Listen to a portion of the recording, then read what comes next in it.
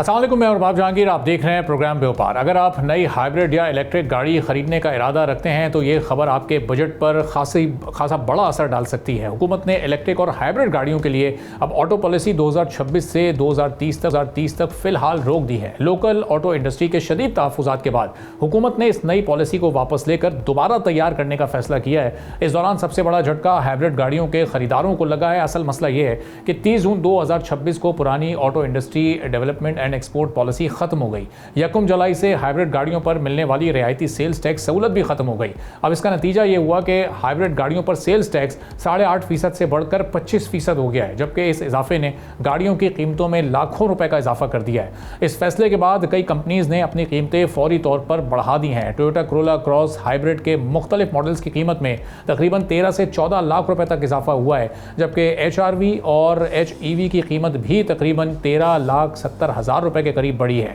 कुछ कंपनीज ने नई पॉलिसी वाज़े होने तक गाड़ियों की डिलीवरी भी मौखर कर दी है, जिससे मार्केट में गैर यकीनी की सूरत हाल पैदा हो गई है। अब लोकल ऑटो इंडस्ट्री का मौक़िफ़ है कि पाकिस्तान अभी मुकम्मल तौर पर इलेक्ट्रिक गाड़ियों के लिए तैयार नहीं है। मुल्क में चार्जिंग स्टेशन बहुत महदूद हैं। लोकल सतह पर बैटरी और फिर स्पेयर पार्ट्स की तैयारी ना होने के बराबर है, जबकि अचानक दी जाने वाली बड़ी मराहत सस्ती इंपोर्टेड गाड़ियों को फ़ायदा पहुँचा सकती हैं। उनके मुताबिक इससे local investors, auto parts industry और हज़ारों मुलाजमतें खतरे में पड़ सकती हैं। दूसरी जानिब हुकूमत का मकसद इंपोर्टेड पेट्रोलियम प्रोडक्ट्स पर इन्हिसार कम करना है और माहौल दोस्त ट्रांसपोर्ट को फ़रोग देना है। इसीलिए वज़ीर आज़म शहबाज शरीफ ने नायब वज़ीर आज़म इसहाक डार को नई ऑटो पॉलिसी तैयार करने की जिम्मेदारी सौंपी है, ताकि इंडस्ट्री के साथ कंज्यूमर्स और हुकूमत तीनों को फ़ायदा पहुँच सके। ऑटो डीलर्स और सनत से वाबस्ता तंजीमें अब ये तजवीज़ दे रही हैं कि जब तक मुल्क में मुनासिब चार्जिंग नेटवर्क और लोकल मैनुफैक्चरिंग मजबूत नहीं हो जाती, तब तक हाइब्रिड गाड़ियों को आर्जी रिलीफ दिया जाए। उनका ये कहना है कि हाइब्रिड गाड़ियाँ मुकम्मल इलेक्ट्रिक निज़ाम की तरफ एक अमली और महफूज कदम साबित हो सकती हैं। अब सबकी नज़रें इस वक्त नई ऑटो पॉलिसी पर हैं। अगर हुकूमत बैलेंस टैक्स पॉलिसी के साथ सनत के तहफ़्फ़ुज़, टेक्नोलॉजी की मुंतकली और सरमायाकारी के लिए कोई वाज़ेह रोड मैप पेश करती है तो पाकिस्तान की ऑटो इंडस्ट्री एक नए दौर में दाखिल हो सकती है। लेकिन अगर यही गैर यकीनी सूरत हाल बरकरार रही तो गाड़ियों की कीमतें, सरमायाकारी और सार्फिन का एतमाद मज़ीद मुतासिर हो सकता है। इस सूरत हाल पर हम बात करेंगे। सोलिया हसन साहिबा इलेक्ट्रिक व्हीकल एक्सपर्ट हैं, हमारे साथ मौजूद हैं। सोलिया साहिबा, बहुत शुक्रिया प्रोग्राम के लिए, आपने वक्त निकाला। अब ये डिसअपॉइंटमेंट हुई आपको भी ये खबर सुनकर के अभी ये पॉलिसी होल्ड हो गई, अब नए सिरे से इस पर काम होगा और फिर इसके कुछ इफेक्ट इस वक्त इंडस्ट्रीज तक पहुंचे? देखें, अस्सलाम वालेकुम। सबसे अफसोसनाक बात यह है कि अगर इन्होंने इतनी डिस्कशन के बाद भी इसको हॉल्ट पर कर देना था, अनसर्टेनिटी की एक फिजा इन्होंने कायम कर देनी थी, तो उस चीज ने जो है ना बेसिकली पूरी ऑटो सेक्टर को, कंज्यूमर को, आपके इन्वेस्टर को, हर किसी को कंफ्यूजन में आने की वजह से वो लोग उससे बैकआउट कर रहे हैं। देखें, जब भी गवर्नमेंट कोई भी स्टेप लेती है, ऑटो पॉलिसी चल रहा है, आज आ रही है, कल आ रही है, परसों आ रही है, 2 महीने के बाद जब लोगों को ये नहीं पता OEMs को कि आपने इनवॉइस क्या बनानी है किस गाड़ी की, जो कि कंफ्यूजन में सारे आ जाएंगे, तो ऑफ कोर्स एक डर की फिजा है वो ऑफ द अननोन होती है। आपको पता नहीं है कि आगे होने क्या वाला है। अब जो आपने सारा एक इंफॉर्मेशन दी मुझे इधर स्क्रीन पर लाने से पहले के PHEVs के ऊपर पॉलिसी आ रही है, नहीं आ रही, इसको बढ़ा रहे हैं, नहीं बढ़ा रही, ये अभी सारी स्पेकुलेशंस हैं। अभी कोई भी चीज इन राइटिंग नहीं आई है कि हम इसको बढ़ा देंगे। हाँ, 8.5 से 25% जो इन्होंने बढ़ाया है, ये इन्होंने लास्ट ईयर जो 5 साल की जो पिछली हमारी ऑटो पॉलिसी थी उसमें था कि आप इंपोर्ट को बढ़ाएं, तभी ये ऑटो पॉलिसी ऐसी डिजाइन की थी कि इंपोर्ट को बढ़ा दें, इसलिए उन्होंने ये टैक्सेस डाउन किए थे। अब हुआ ये कि वो कंपनीज जो पिछले इतने साल से काम कर रही हैं, अभी इधर CKD उन्होंने बनाना शुरू कर दिया, एक्सपोर्ट उनकी 0/0 है। टोयोटा हो गई, होंडा हो गई, इनसे पूछें कि इतने अरसे से इनकी वेंडर इंडस्ट्री भी इनके साथ काम कर रही है, कितनी एक्सपोर्ट इन्होंने कर लिया। ऑल इन ऑल अगर देखा जाए तो इस इंडस्ट्री में एक्सपोर्ट ना होने की वजह से हमारा बैलेंस जो है एक्सपोर्ट का वो खराब हो रहा है। GDP पूरी दुनिया में जो है ऑटो इंडस्ट्री 4% से ज्यादा, 7, 8, 11% तक इंडिया की GDP ऑटोमोबाइल इंडस्ट्री से आ रही है। हमारी क्यों नहीं आ रही? हमारे अंदर क्या ऐसा प्रॉब्लम है? प्रॉब्लम हमारी पॉलिसी और अनसर्टेनिटी क्या है। हुकूमत रहती है, नहीं रहती, पॉलिसी रहती है, नहीं रहती, उस पॉलिसी में एक ऐसा रो आया, उसकी शक्ल कुछ और होगी, फिर ऐसा रो आया, फिर कुछ और होगी। अभी जो इस वक्त कॉन्फिडेंस है वो इस वजह से शेक नहीं हुआ कि टैक्सेस हाई हो गए। कॉन्फिडेंस इस वजह से शेक हुआ हुआ कि क्लैरिटी नहीं है। हमें नहीं पता कि आगे हम और गाड़ियां जो लाने लगे हैं या कोई भी बंदा और काम करने लगा है इंडस्ट्री में, और इंडस्ट्री आप देख रहे हैं गाड़ियां आ रही हैं, लोग काम करना चाहते हैं, उनको पता ही नहीं है कि इस मुल्क के अंदर पॉलिसी क्या है जिसके ऊपर चलकर वो आगे अपना बिजनेस कर सकते हैं। अल्टीमेटली तो इन्होंने इकोनॉमी के पहिए का हिस्सा बनना है। फिर आपने एक बात की कि जितने हमारे वेंडर है, वेंडर इंडस्ट्री का, मेरा वेंडर इंडस्ट्री के साहिबान से भी ये रिक्वेस्ट है और एक क्वेश्चन भी है उनसे कि आपने इतना अगर इन्वेस्टमेंट किया है, पूरी दुनिया पेट्रोल से शिफ्ट हो रही है इलेक्ट्रिक के ऊपर, आप इलेक्ट्रिक के ऊपर जाएं, आप ओईएम्स के साथ कांटेक्ट करें, आप ओईएम्स उनके साथ कांटेक्ट करें, गवर्नमेंट की कोई पॉलिसी ऐसी होगी ठोस के ओईएम को फायदा नजर आएगा अपनी लोकल इंडस्ट्री के साथ काम करने का, तो ये लोग भी काम करेंगे उनके साथ। आपके पास पॉलिसी है नहीं, कोई चेंज करना है वेंडर इंडस्ट्री, वो जो 1901 का एक बम्पर सुजुकी का बन रहा है वो वही बन रहा है। सुजुकी या कोई भी कंपनीज हैं, टोयोटा हो गया, इनके मॉडल्स आप देखें कितने कितने साल चलते हैं, होंडा, टोयोटा, सुजुकी, इनके कितने कितने साल वही मॉडल्स वो चलाते रहते हैं। वेंडर इंडस्ट्री की भी सुकून है, वो भी एक कंफर्ट जोन में रहते हैं कि यार मॉडल चेंज नहीं हो रहा है, यही है, इसी का मोल्ड बनेगा। इन्वेस्टमेंट उनको सारी कंपनी दे रही है, इन्वेस्टमेंट कब की उनकी पूरी हो गई, वही पुराने मोल्ड्स हैं, वही चल रहे हैं, एक बिजनेस चलता जा रहा है। Now the problem is that nobody is ready to change. ऐसा नहीं हो सकता। इलेक्ट्रिक पर आने के लिए हमें कुछ खुद भी करना पड़ेगा, इन्वेस्टमेंट करनी पड़ेगी। अच्छा, ये जो एग्जिस्टिंग इंडस्ट्री के हमारे इस वक्त बड़े प्लेयर्स हैं, टोयोटा, होंडा या सुजुकी, ये खुद भी तो फिर ये इलेक्ट्रिक कार्स बनाएंगे, असेंबल करेंगे, मैन्युफैक्चर करेंगे, तो ये फिर उससे इतना इनसिक्योर इस वक्त क्यों फील हो रहे हैं? क्योंकि इस पॉलिसी को रोकने का मकसद यही नज़र आ रहा है कि इलेक्ट्रिक कार्स उस तरह से वो एमर्जिंग मार्केट ना क्रिएट हो सके जो कुछ अर्से पहले हम होता हुआ देख रहे थे।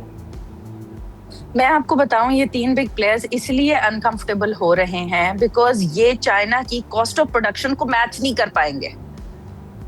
देखिए, चाइनीज की इतनी मैसिव प्रोडक्शन है, पूरी दुनिया में वो इतना एक्सपोर्ट कर रहे हैं, उनकी गवर्नमेंट बिजली, उनकी अपनी पॉलिसीज इतनी कंड्यूसिव है that they are all exporting.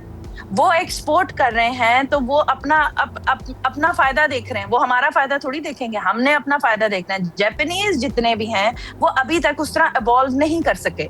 देखिए, एक है पेट्रोल का इंजन, एक है ईवी का सिस्टम, बीच में आ जाता है पीएचईवी। पीएचईवी क्या है? पीएचईवी पेट्रोल फ्री नहीं है। आप जो बचत करें ना पेट्रोल की पीएचईवी के थ्रू, वो 10 साल में जाकर उसकी प्राइस के अगेंस्ट पूरी होगी, तो आप कोई सेविंग नहीं कर रहे। देखिए, पॉलिसी कभी भी किसी ट्रांजिएंट टेक्नोलॉजी के लिए नहीं बन सकती। पॉलिसी बनेगी ठोस किसी टेक्नोलॉजी के लिए जो कि एट द एंड है, जिसकी टेक्निकल एक्सपर्टीज दुनिया में ज्यादा है। तो जो पीएचईवी है वो एक ट्रांजिएंट टेक्नोलॉजी है। हर कंपनी जो इस वक्त कह रही है कि ये पीएचईवी का बढ़ा दिया, पीएचईवी, मेरा क्वेश्चन ये है, पीएचईवी कार्बन फ्री तो है ही नहीं। At the end of the day climate change है, आप बड़ी पिक्चर मिस कर रहे हैं। आपने आना तो ईवी पर है, जब आपने आना ईवी पर है, why are you investing in that? उसमें उनके अपने प्रॉफिट मेकिंग एजेंडाज होते हैं, उन एजेंडाज को प्रमोट कर रहे हैं। आप, मैं, हम लोग जो लाहौर में रहते हैं, आप बताएं कि स्मॉग ने हमारी जिंदगी कितनी मुश्किल कर दी है, हमारी आने वाली जनरेशंस क्या करेंगे? उसके अलावा आपको कार्बन क्रेडिट्स ट्रांसलेट होकर मिल जाएंगे, कितना फायदा है। अभी लास्ट हमारा इंटरव्यू हुआ था तो तब तक कार्बन क्रेडिट को एंगेज करने वाली कोई कंपनीज नहीं थी पाकिस्तान में, आज 3 है। ठीक है, आप फास्ट ट्रैक देख रहे हैं कि कितना है। तो people are coming in, government करिए, हमारी आवाम को एजुकेट नहीं किया जा रहा कि ये कितना नुकसान और कितना फायदा है। आपने पेट्रोल की गाड़ी ले ली, पीएचईवी भी ले लिया, वही इंजन है, वही ट्रांसमिशन है, वही धुआं है, सब कुछ तो वही है। वही ऑयल फिल्टर चेंज करा रहे हैं, एयर फिल्टर चेंज करा रहे हैं किसी भी गाड़ी का। आप सीधे इलेक्ट्रिक के ऊपर जाएं, उससे पैसा बचाए, 3 साल में 4 साल में इलेक्ट्रिक गाड़ी का पैसा बच जाएगा, उससे नई गाड़ी ले लें। आपने जरूर वही पुरानी गाड़ी बेचकर किसी और फाइनेंशियल फायदे में जाना है। सही। तो अभी एक जो एंड कंज्यूमर और एक इन्वेस्टर, वो उसका इस वक्त माइंड कितना डिस्टर्ब हुआ होगा इस खबर से कि जिस पॉलिसी को अनाउंस होना था वो होल्ड पे चली गई। अब इसका मतलब कि ईवी इंडस्ट्री में अभी बहुत सी ऐसी चीज़ें हैं, बहुत से ऐसे मामलात हैं जो हल तलब हैं। एक आम कंज्यूमर तो यही सोचेगा, वो उसकी तरफ बढ़ भी रहा होगा तो वो एक बार फिर अपने फैसले को रीथिंक करेगा कि अभी मुझे इस तरफ जाना चाहिए या नहीं जाना चाहिए। तो एक एंड कंज्यूमर के माइंड को तो आपने डिस्टर्ब कर दिया है सबने मिलकर।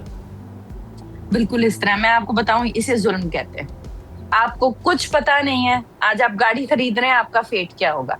कुछ भी हो, हमारे यहाँ गाड़ी एज एन एसेट लिया जाता है। अब आप मुल्क में कौन से, हम कौन लोग हैं, पॉवर्टी लाइन हमारी किधर है, हमारे कितने लोग नौकरियां करते हैं, कौन गाड़ी अफोर्ड कर सकता है? जो अफोर्ड कर सकता है कोई बहुत मुश्किल से अफोर्ड कर सकता है, कोई जरूरत के लिए देखता है, कोई बैंक लीज पर जाता है, बैंक का रास्ता आपने बंद कर दिया, पॉलिसी आपने नहीं बनाई, अनसर्टेनिटी का आलम आपने क्रिएट कर दिया ना। तो जाहिर है अब जो थोड़ा बहुत लूला लगड़ा इन्वेस्टर था जो अपना पैसा डाल रहा था गाड़ियों में, उसने अपना पैसा खींच लिया। तो जब पैसा खींच गया उसके अंदर से, एंड कंज्यूमर भी आपका इरिटेट हो गया।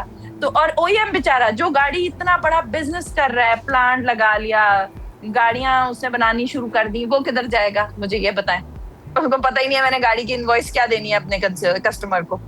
कस्टमर अलग बहस कर रहा है। गाड़ी 8.5 और 25% में बहुत ज्यादा फर्क है। जहां टोयोटा ने और होंडा ने बड़ा तीर मारा है कि जी इन्होंने प्राइसेस ऑन कर दिया। आप मुझे बताया ना क्रॉस लेता कौन है? बहुत छोटी मार्केट है क्रॉस की पाकिस्तान में। इसी तरह होंडा की जो ये गाड़ी है एजीवी, इसकी बहुत छोटी मार्केट है। जो बड़ी मार्केट की गाड़ियां हैं उनके लिए कोई फैसिलिटेशन नहीं है। अगर आपने PHEV को फैसिलिटेट कर दिया तो आप ईवी को कैसे लेकर आएंगे? Where is the clean? कोई देखिए, जिस गाड़ी के अंदर इंजन है और उसके अंदर पेट्रोल डल रहा है और उस पेट्रोल से वो गाड़ी का इंजन काम कर रहा है और वो धुआं निकाल रही है, दैट मीन्स कि वो पेट्रोल की गाड़ी है। तो उससे अगर वो 100% धुआं नहीं निकाल रही तो 70% निकाल रही है। 30% की बचत करके आपने क्या करना है? उसके आपको पता ही है कि हमारा इंपोर्ट बिल 80% तो फ्यूल के ऊपर चला जाता है। सही, ठीक है। तो उसमें से भी 70% हम गाड़ियों में यूज करते हैं। उस 80% का 70 to 80% हम गाड़ियों में यूज करते हैं। तो हमारी बचत किधर है? हमारी बचत 30% की है, तो उस बचत का क्या फायदा है?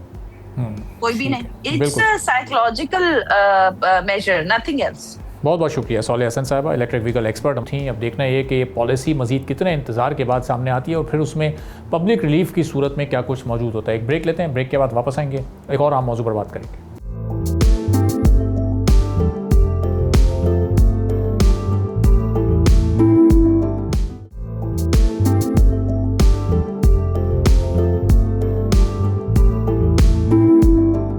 एक बार फिर आपको प्रोग्राम में खुशामदीद कहेंगे। पाकिस्तान में पेट्रोल की कीमत सिर्फ आलमी खाम तेल यानी ब्रेंट या WTI से तय नहीं होती।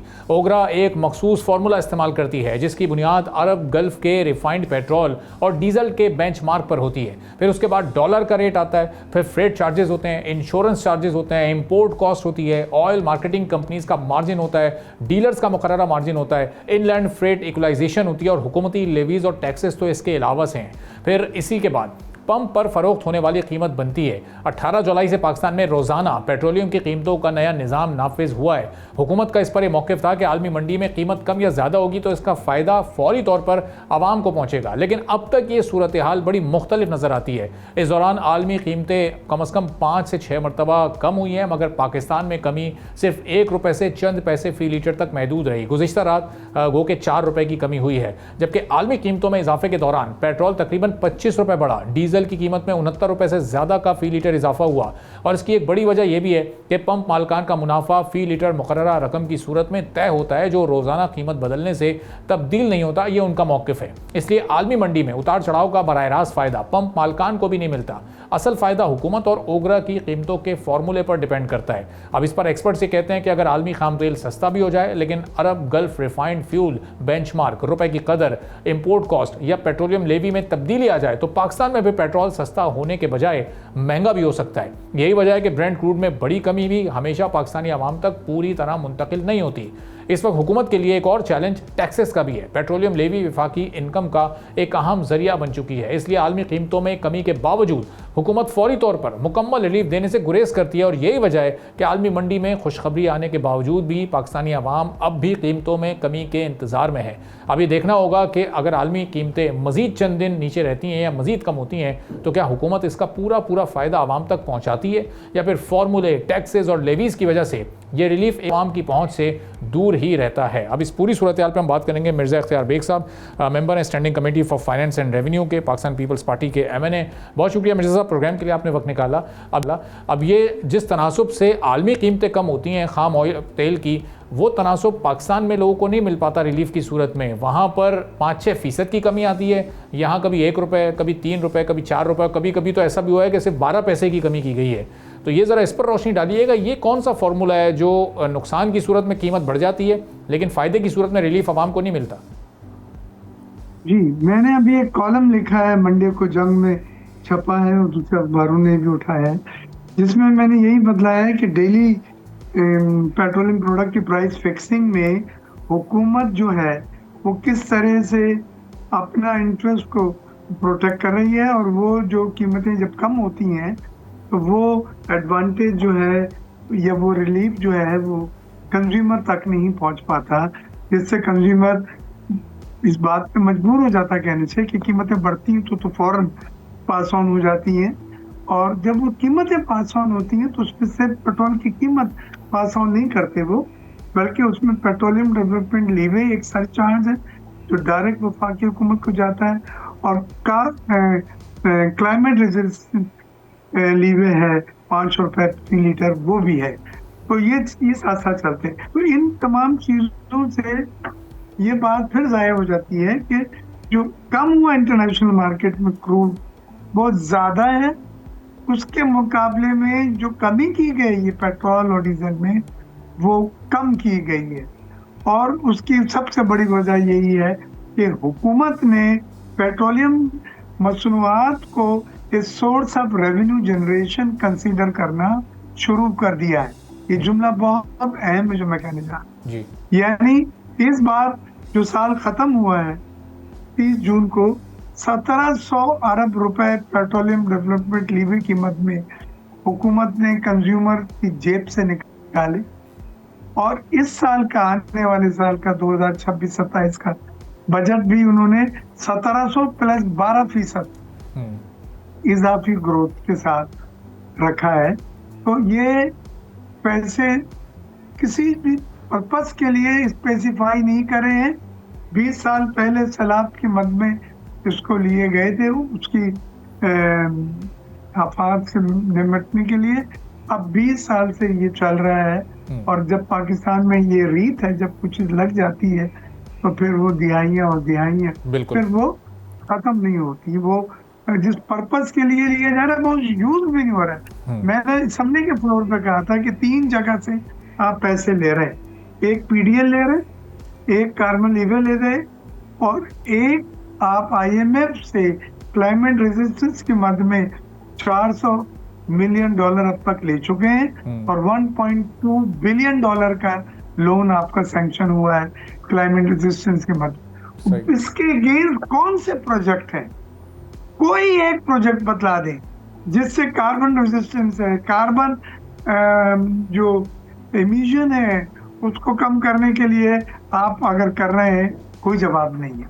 तो मैं फिर ये बात दोबारा दोहराऊंगा कि हमें ये जो ओगरा है ये नाइंसाफी से एक सारिफ के साथ डेली बेसिस पे तो प्राइजेस जो है मुतयन कर रहा है, उनका तयन कर रहा है, लेकिन सुबह जब बच्चे आता है जो नौकरी पे जा रहा है तो उसको पता नहीं है कि मैं 100 रुपए दूंगा ऊपर लीवे पे, जो अगर पेट्रोल है 328 रुपए में 100 रुपए दूंगा 111, 117, 80 रुपए, 90, कुछ नहीं पता हो।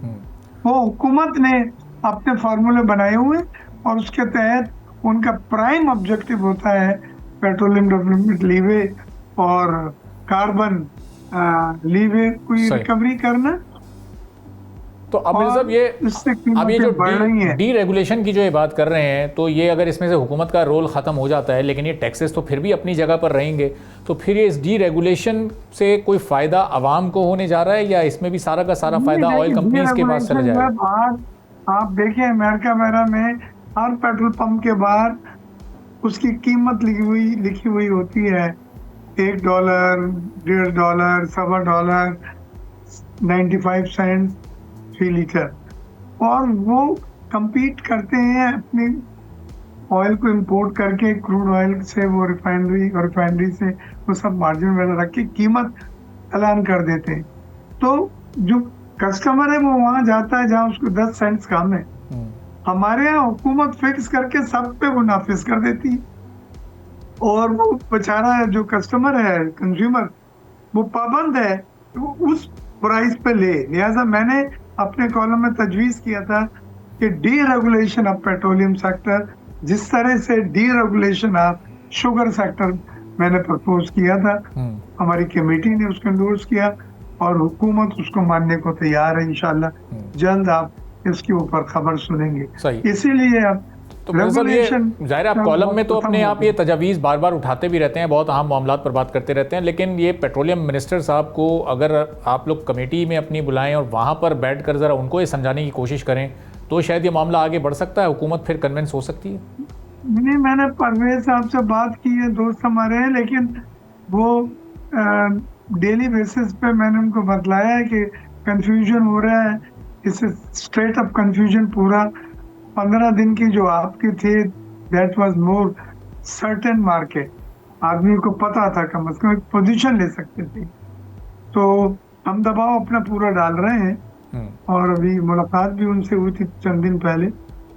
तो लेकिन ये है कि ये डेली बेसिस पे प्राइस फिक्सिंग जो है ये अनसर्टेनिटी पैदा कर रही है और कंज्यूमर के लेवल के ऊपर वो बहुत कंफ्यूजन का शिकार है।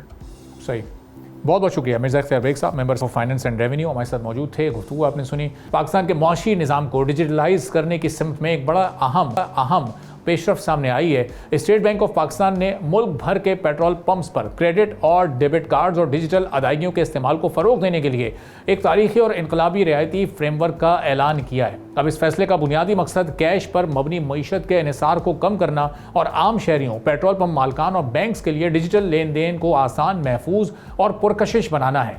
इस नए इकदाम के तहत स्टेट बैंक ने पेट्रोल पंप्स पर कार्ड के जरिए अदायगी पर आयद होने वाले मर्चेंट डिस्काउंट रेट को ज़्यादा से ज़्यादा ₹1 फी लीटर तक महदूद कर दिया है। इस तरह अब ये फ़ायदा इस वक्त डीलर्स के हक में ही हो रहा है। इसी तरह जो इंटरचेंज रीइंबर्समेंट फ़ीस है उसकी भी जो ₹20 पैसे फ़ी लीटर ये रखी गई है। अगर इस फैसले के बैकग्राउंड को हम देखें तो इससे पहले पेट्रोल पंप को कार्ड से अदायगी पर 0.8% के हिसाब से फ़ी लीटर ₹2.40 तक की रकम बैंक चार्जेस की मद में अदा करनी पड़ती थी। अब इतनी बुलंद शरह की वजह से बहुत से पेट्रोल पंप मालकान कार्ड्स के जरिए पेमेंट लेने से कतराते थे और अक्सर सार्फिन को कैश की अदायगी पर मजबूर किया जाता था या कहीं कहीं इसके इजाफी चार्जेस भी लिए जाते थे। इस भारी फीस की वजह से बैंक भी पेट्रोल पंप्स पर पॉइंट ऑफ सेल मशीनें लगाने में ज़्यादा दिलचस्पी नहीं रखते थे।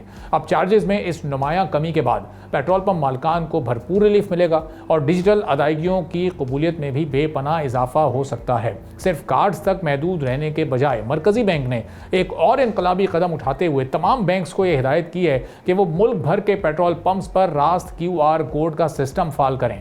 रास्त पाकिस्तान का अपना फौरी और मुफ्त अदायगी का निज़ाम है जिसके ज़रिए कोई भी शहरी अपने मोबाइल फ़ोन से किसी भी बैंकिंग ऐप के ज़रिए सेकंड्स में QR कोड स्कैन करके पेट्रोल की कीमत अदा कर सकेगा। अब ये सहूलत उन लाखों सार्फिन के लिए एक गेम चेंजर साबित होगी जो अपने पास कार्ड नहीं रखते या डिजिटल वॉलेट और मोबाइल बैंकिंग का इस्तेमाल तरजीहन करते हैं।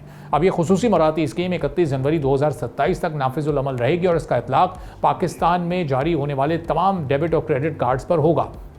अगर हम पाकिस्तान में पेट्रोलियम सेक्टर के वॉल्यूम पर नजर डालें तो मुल्क भर में 15,000 से ज़ायद पेट्रोल पंप्स काम कर रहे हैं, लेकिन अफसोसनाक हकीकत ये रही है कि अब तक पॉइंट ऑफ सेल टर्मिनल ज़्यादातर बड़े शहरों और चंद मखसूस बड़े पंप्स तक ही महदूद होते थे। छोटे शहरों, शाहराहों या फिर दीगर इलाकों के पंप्स पर कार्ड के जरिए अदायगी का कोई खास तसव्वुर ही मौजूद नहीं था। इसकी बुनियादी वजह वही बुलंद फीस और इंफ्रास्ट्रक्चर की अदम दस्तियाबी थी। स्टेट बैंक के इस फैसले से अब ये उम्मीद पैदा हुई है कि पेट्रोल पंप मालकान अपने कारोबार में पॉइंट ऑफ सेल टर्मिनल्स और QR स्कैन्स भी लगाएंगे, जिससे मुल्क के दूर दराज इलाकों में भी डिजिटल पाकिस्तान की तरफ तेज़ी से बढ़ा जा सकेगा। पाकिस्तान पेट्रोलियम डीलर एसोसिएशन ने स्टेट बैंक के इस इक़दाम को वेलकम किया है और इसे एक संगे मील करार दिया है। एसोसिएशन के चेयरमैन मलिक खुदाबख्श का कहना है कि उनका मुतालबा 0% चार्जेस का था, लेकिन स्टेट बैंक का चार्जेस को कम करके ₹1 फी लीटर करना भी एक मुस्बत और खुश आइंद पेशरफ्त है। उन्होंने इस बात का भी जिक्र किया कि जुलाई के आखिरी हफ्ते में ओगरा और वफाकी हुकूमत के साथ होने वाले इजलास के दौरान वजीर पेट्रोलियम के साथ ये मसला उठाया गया था और उन्होंने पेट्रोलियम डीलर से जो वादा किया था उसे पूरा कर दिखाया है। डीलर्स को भी ये उम्मीद है कि आने वाले वक्त में बाहमी मुशावरत के साथ इन चार्जेस में मजीद कमी भी लाई जाएगी। पाकिस्तान में इस वक्त 6,83,00,000 से ज़ायद फाल पेमेंट कार्ड्स मौजूद हैं। रिटेल सेक्टर में कार्ड्स और डिजिटल वॉलेट्स का इस्तेमाल दिन ब दिन बढ़ता जा रहा है, लेकिन पेट्रोलियम सेक्टर जो रोज़मर्रा कैश की गर्दिश का सबसे बड़ा मरकज़ है, इस डिजिटल इनकलाब से काफ़ी हद तक महरूम था। रोज़ाना अरबों रुपए की नकद रकम पेट्रोल पंप्स पर मुंतकिल होती है, जिससे न सिर्फ गिनती और इंतज़ाम की दुश्वारियाँ पैदा होती हैं, बल्कि चोरी, डकैती और कैश के ट्रांसफ़र के शदीद सिक्योरिटी खदशात भी लाहक रहते हैं। डिजिटल पेमेंट्स के फ़रोग से इन सिक्योरिटी खदशात और इंतज़ामी अखराजात में यकीनी कमी आएगी और मईशत में शफाफियत भी पैदा होगी। किसी भी मुल्क की मईशत के लिए कैशलेस या कम कैश पर मबनी निज़ाम इंतहाई ज़रूरी होता है। जब आम शहरी पेट्रोल पंप पर बगैर कैश के सिर्फ अपने मोबाइल फ़ोन या कार्ड से सेकंड्स में अदायगी करेगा तो उससे एक तरफ सारिफ को सहूलत मिलेगी और दूसरी तरफ एक महफूज निज़ाम तश्कील पाएगा। स्टेट बैंक का यह फैसला सिर्फ एक फीस में कमी नहीं है, बल्कि ये पाकिस्तान को एक जदीद, शफाफ और डिजिटल मईशत में ढालने की एक सोची समझी स्ट्रेटजी का हिस्सा है। अगर तमाम बैंक, पेट्रोलियम कंपनीज और पंप मालकान इस फ्रेमवर्क पर ईमानदारी से अमल दरामद यकीनी बनाएं तो ये कदम पाकिस्तान की डिजिटल मईशत की एक बेहतर कदम साबित हो सकता है। छोटा सा ब्रेक लेते हैं, ब्रेक के बाद वापस आएंगे।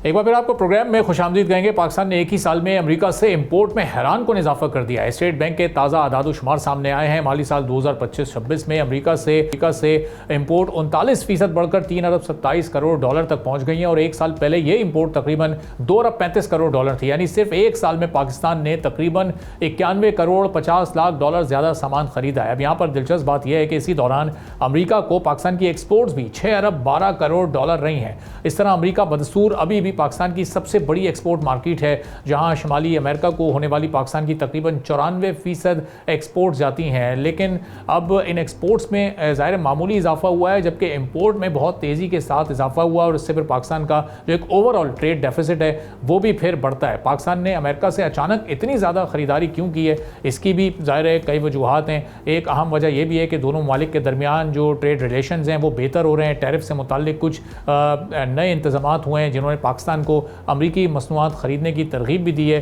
फिर ज़ाहिर पाकिस्तान ने अमरीकी कपास, सोयाबीन, मशीनरी, आयरन और स्टील, फिर दीगर कुछ सनती सामान ऐसा है उसकी भी इंपोर्ट्स बढ़ी हैं। तो अब अगर सबसे बड़ी मार्केट जहाँ पाकिस्तान रिलेटिवली बेहतर पोजीशन में था वहाँ इंपोर्ट इतनी तेज़ी से बढ़ेंगी तो फिर सूरत हाल दूसरे ममालिक में क्या रहेगी, अपनी इंपोर्ट्स को कैसे कम करके एक्सपोर्ट्स को कैसे बढ़ाएं, इस पर हम बात करेंगे। अहमद चनाई साहब डायरेक्टर हैं पाकिस्तान स्टॉक एक्सचेंज के, हमारे साथ मौजूद हैं। अहमद साहब बहुत शुक्रिया प्रोग्राम के लिए, आपने वक्त निकाला। अभी अमेरिका के हम नंबर देख रहे हैं जहाँ हम बड़े सरप्लस में होते थे, वो सरप्लस वाला गैप थोड़ा सा कम होता दिखाई दे रहा है। हमारी बड़ी मार्केट में जब ये हाल है तो फिर छोटी मार्केट्स में तो हम और ज़्यादा इस वक्त डेफिसिट में हैं। तो ये सिचुएशन कैसे बेहतर की जा सकती है, इस ट्रेड गैप को कैसे कवर अप किया जाए? बिस्मिल्लाहिर्रहमानिर्रहीम, बहुत बहुत शुक्रिया। देखें, काबिल ज़िक्र बात ये होनी चाहिए कि जो हम चीज़ें इंपोर्ट कर रहे हैं वो क्या आइटम हैं। आपने खुद बताया और मेरी भी अपनी रिसर्च कहती है कि इसमें दो चीज़ें जो है वो 90% कंस्टिट्यूट करती हैं, जिसमें कॉटन और ऑयल रिलेटेड प्रोडक्ट्स, सोयाबीन भी हो गया और बहुत सारी चीज़ें हो गई।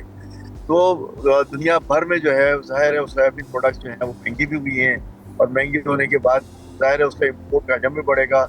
कॉटन भी जो है वो महंगी हुई है दुनिया भर की देखें तो जब ये कॉस्टली इम्पोर्ट्स होंगी और क्वान्टिटीज़ बढ़ेंगी, पाकिस्तान में आप देखें कि हम 150 मिलियन से जो है वो आगे हम 7 मिलियन पे आ गए हैं, 70 मिलियन पे आ गए हैं, 60 मिलियन पे आ गए हैं, 50 की बातें हम कर रहे हैं। तो इतनी कम कॉटन के प्रोडक्शन पे ज़ाहिर है हमारी जो रिक्वायरमेंट है वो एक के ऊपर है। तो उस रिक्वायरमेंट को मीट करने के लिए ज़्यादा इम्पोर्ट हुई है। कॉटन की इम्पोर्ट फ्री थी और वो इम्पोर्ट की है। इसी तरह ऑयल प्रोडक्ट्स, सोयाबीन ऑयल, बाकी दूसरे जो प्रोडक्ट्स हैं वो भी दुनिया भर में महंगे हुए पिछले 6 महीने में, और पिछले 6 महीने के दौरान जो है वो बड़ी तादाद में जो है वो वहाँ से हमें माल लेना पड़ा और महंगा माल लेना पड़ा, जिसकी वजह से ये जो वॉल्यूम है वैल्यू वाइज ये बहुत ज़्यादा बढ़ गया।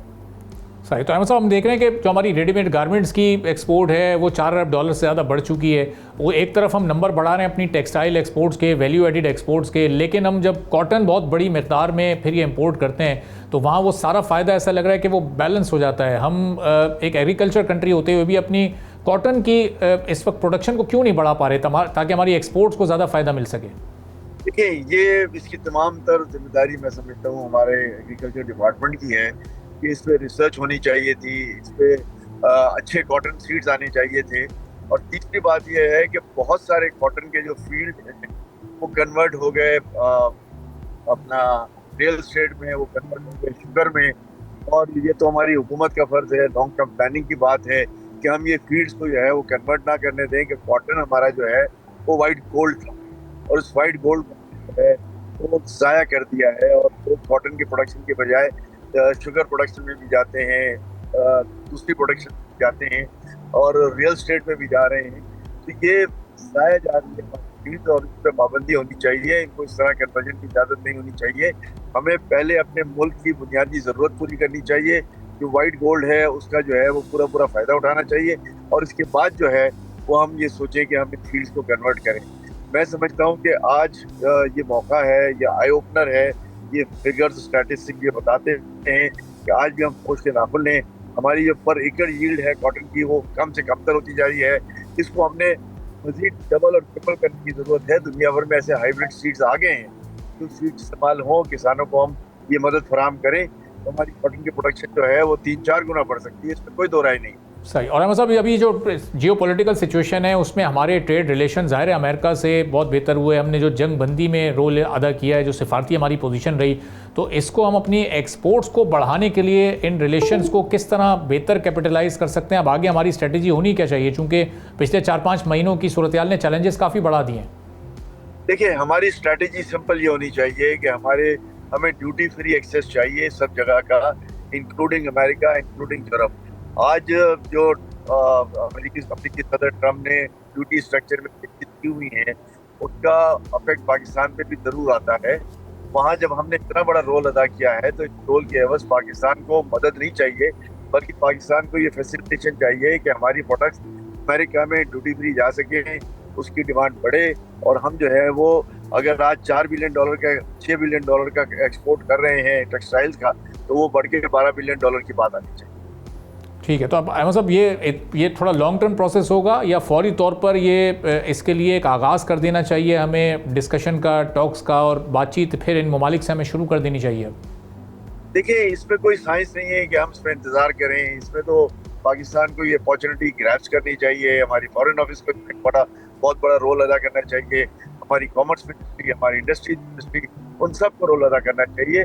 देखिए, हमारे पास एनर्जी क्राइसिस अब नहीं है, और हम जो हमारे एनर्जी है उसकी हमारी जो प्रोडक्शन है उसकी सतात जो है वो 45 मेगावाट से ज़्यादा है, लेकिन हमारी पास जो कंजम्पशन है वो 15, 16, 17, 18 है, जो आप हर महीने के ओगरा के फिगर्स देखते हैं। तो हमारे पास जब कैपेसिटी है तो यहाँ इंडस्ट्रीज भी लगनी चाहिए। लॉन्ग टर्म की भी बात कर रहा हूँ, शॉर्ट टर्म की भी बात कर रहा हूँ। शॉर्ट टर्म में हमको वहाँ की मार्केटों को एक्सेस मिले, ड्यूटी फ्री मिले, और लॉन्ग टर्म में हम मशीनरी वहाँ से मंगवाएं ताकि हमारी इंडिजिनस प्रोडक्शन है वो बढ़े। साथ साथ एग्रीकल्चर में भी तवज्जो देने की जरूरत है कि हमारी कपास जो है उसकी न सिर्फ पर एकड़ यील्ड की बढ़ाने की बात करें, बल्कि इसका जो कवर्ड एरिया है उसको भी हम बढ़ाने की बात करें। ठीक है, बहुत बहुत शुक्रिया अहमद शनाया साहब, डायरेक्टर पाकिस्तान हमारे साथ मौजूद थे। गुफ्तगू आपने सुनी, अमेरिका के साथ ट्रेड रिलेशंस बेहतर हुए, लेकिन इंपोर्ट में बहुत बड़ी तादाद में ये इजाफा हुआ। एक्सपोर्ट हम देख रहे हैं कि उस तनासुब से नहीं बढ़ सकी। अब देखना यह है कि आगे हुकूमत किस तरह अपने इन बेहतर ताल्लुकात को कैपिटलाइज़ करती है और अपनी एक्सपोर्ट में भी इजाफा करती है। इसी के साथ नाज़रीन, आज के प्रोग्राम से इजाज़त दीजिए। अल्लाह हाफ़िज़।